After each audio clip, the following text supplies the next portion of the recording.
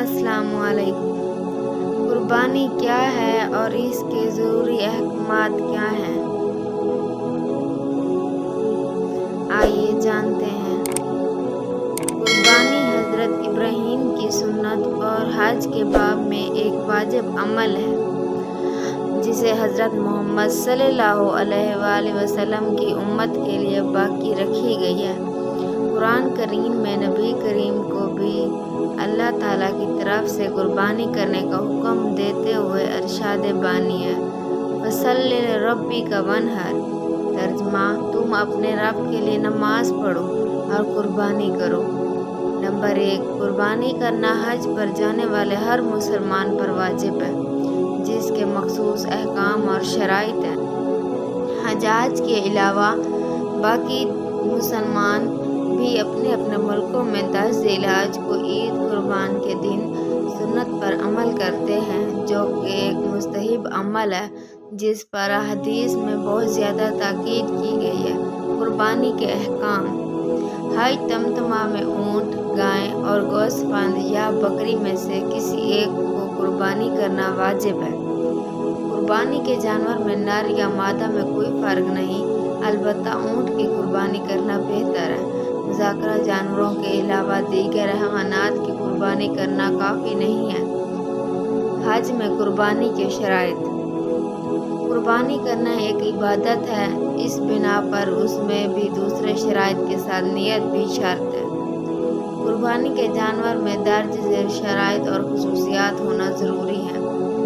उम्र बिना बुरा एहतियात, वाजिब ऊँट छठे साल में दाखिल हो चुका हो और गाय और बकरी तीसरे साल में, गोश्तबंद दूसरे साल में दाखिल हुए हों और मुज़ाकरा उम्र की हद बंदी जानों की कम तरीन उम्र को सामने रख कर की गई है, लेकिन ज़्यादा उम्र के बारे में कोई हद नहीं है और कुर्बानी उम्र इससे ज़्यादा हो तो भी काफ़ी है, इस शर्त पर कि जानवर ज़्यादा बूढ़ा ना हो, जानवर सही और सालिम हो, बहुत दुबला और कमज़ोर ना हो, उसके अज़ा पूरे हो।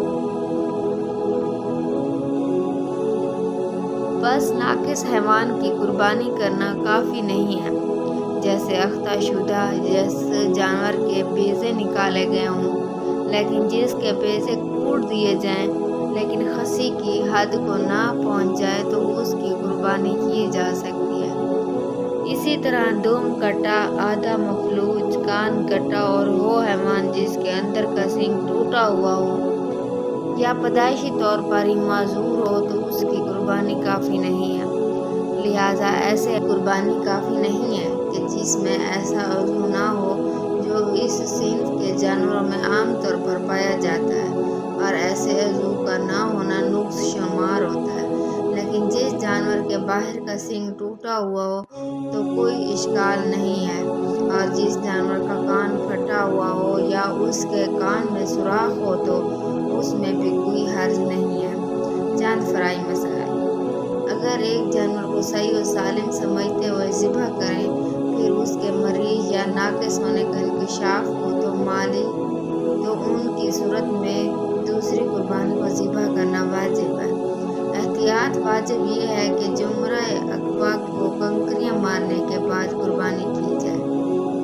एहतियात की बिना पर कुर्बानी के ज़िबह करने को इख्तियारी हालत में रोज़ ईद से ज़्यादा ताख़ीर ना करें। बस अगर जानबूझकर भूल कर लाइल्मी की वजह से किसी अज़र की खातिर या किसी और सबब की वजह से ज़िबह को ताख़ीर में डाल दे तो एहतियात वाजिब की बना पर मुमकिन हो तो उसे अयाम तशरीक में ज़िबह करे, वरना ज़िलहज के महीने के दीगर दिनों में ज़िबह करे और आला ज़ाहिर ज़िबह को दिन अंजाम दे या रात में, उसमें कोई फ़र्क नहीं है। ज़िबह करने की जगह मना है, अगर मना में ज़िबह करना ममनू हो तो उस वक्त ज़िबह करने के लिए जो जगह तैयार की गई उसमें ज़िबह करना काफ़ी है। एहतियात वाजिब यह है कि ज़िबह करने वाला शिया और असना व अशरी हो। हाँ, अगर नियत खुद करे और नायब को सिर्फ रगे काटने के लिए वकील बनाए तो शिया व असना व अशरी का शर्त का होना बईद नहीं है। कुर्बानी को खुद अंजाम दे لیکن اگر کوئی اور شخص بغیر اس کی ہمانگی اور وکیل بنانے کے اس کی طرف سے ذبح کرے تو یہ محل اشکال ہے اور بنا پر احتیاط اسی پر اکتفا نہیں کر سکتا۔ ذبح کرنے کے آلے میں شرط ہے کہ وہ لوہے کا ہو اور سٹیل وہ فولاد جسے ایک ایسے مادہ کے ساتھ ملایا جاتا ہے تاکہ زنگ نہ لگے لوہے کے حکم میں، لیکن اگر شک ہو کہ یہ آلہ لوہے کا ہے یا نہیں تو جب تک یہ واضح نہ ہو کہ یہ لوہے کا ہے یا نہیں اس کے ساتھ ذبح کرنا کافی نہیں ہے۔ مزید اسلامی معلومات، فرامین، احادیث نبوی اور اقوال ذری کی ویڈیوز دیکھنے کے لیے ہمارے چینل کو ضرور سبسکرائب کر لیں اور گھنٹی کے نشان پر کلک کرنا مت بھولیں۔ شکریہ۔